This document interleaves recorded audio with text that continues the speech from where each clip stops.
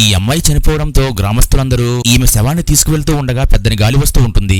అలాగే ఆకాశంలో నుండి మెరుపు వచ్చి ఈమె శవానికి తగులుతుంది. ఇంతలో చనిపోయిన ఈ అమ్మాయి కదులుతూ ఉంటుంది. దీన్ని చూసి గ్రామస్తులు భయపడిపోతూ ఉంటారు. అలాగే ఈ అమ్మాయి ఒక్కసారిగా స్పృహలోకి వచ్చి పైకి లేస్తుంది. అప్పుడు గ్రామస్తులకు ఏం జరిగిందో అర్థం కాక అలానే చూస్తూ ఉంటారు. అలాగే ఈమె కూడా నేను ఎక్కడున్నానా అని అనుకుంటూ ఉంటుంది. అయితే వాస్తవానికి ప్రస్తుత కాలంలో ఉన్న ఈ అమ్మాయి ఆఫీసులో ఉండగా ఒకసారిగా స్పృహ కోల్పోయి కింద పడిపోతుంది. అప్పుడు ఈమె ఆత్మ అనుకోకుండా టైం ట్రావెల్ చేసి 40 సంవత్సరాలు వెనక్కి వచ్చేసి 1960వ సంవత్సరంలోకి వచ్చి ఈ గ్రామంలో ఉన్న ఈ అమ్మాయి శరీరంలోకి ప్రవేశిస్తుంది. అలాగే ఈమె పైకి లేచి నుంచుంటుంది. అప్పుడు వీళ్ళంతా చనిపోయిన ఈ అమ్మాయి దెయ్యంగా మారిందని భయపడుతూ అక్కడ నుండి పారిపోతారు. అప్పుడు ఈమె ఎందుకు నన్ను చూసి భయపడుతున్నారు అని అనుకుంటూ ఉంటుంది. ఇంతలో ఒక కుర్రాడు నువ్వు చనిపోయావు కదా అని అడుగుతాడు. కానీ ఈ అమ్మాయి నేను చనిపోవడం ఏంటి అని అంటూ ఉంటుంది.